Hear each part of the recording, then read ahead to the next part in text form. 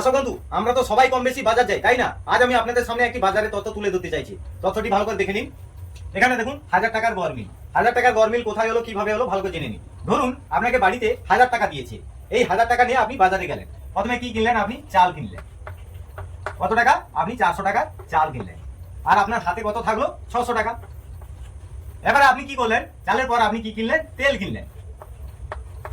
কত টাকা? 300 টাকা তেল কিনলেন। তাহলে 600 টাকা থেকে 300 চলে গেলে থাকে কত? 300 টাকা। হাতে থাকলো 300 টাকা। এবারে আপনি কি কিনলেন? মুড়ি কিনলেন। মুড়ি কত টাকা? আপনি 200 টাকা কিনলেন। কত থেকে? এই 300 টাকা থেকে। আর হাতে থাকলো কত? 100 টাকা। এবারে আপনি কি কিনলেন? সার কিনলেন। কত টাকা? 99 টাকা।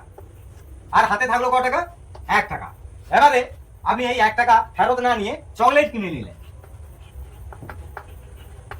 তাহলে খরচ হয়ে গেল 1 টাকাও। এবার দেখুন হাতে আর তো কিছুই নেই। এবারে আপনারা হিসাব করুন, খরচের জায়গাটা হিসাব করুন আগে। 9 একে 10 0, 9 1 10 0, 4 3 7 1 9 একে 10। এবার এই পাশের হাতে হিসাবটা করুন, 1 0 10। এবারে দেখুন দর্শক বন্ধু, আপনি খরচ করলেন 1000 টাকা, কিন্তু আপনার হাতে কিন্তু 1001 টাকা। এবারে প্রশ্ন হচ্ছে এই 1 টাকা বাড়তি কোথা থেকে এলো? কমেন্টে অবশ্যই জানাবেন। আমি কিন্তু আপনাদের কমেন্টের অপেক্ষায় থাকলাম। আর এই ধরনের নিত্য নতুন টপিক দেখতে গেলে আমার চ্যানেলটি অবিলম্বে ফলো করুন, সাবস্ক্রাইব করে পাশে থাকুন। দেখা হচ্ছে পরের ভিডিওতে। প্রত্যেকে ভালো থাকবেন। ধন্যবাদ।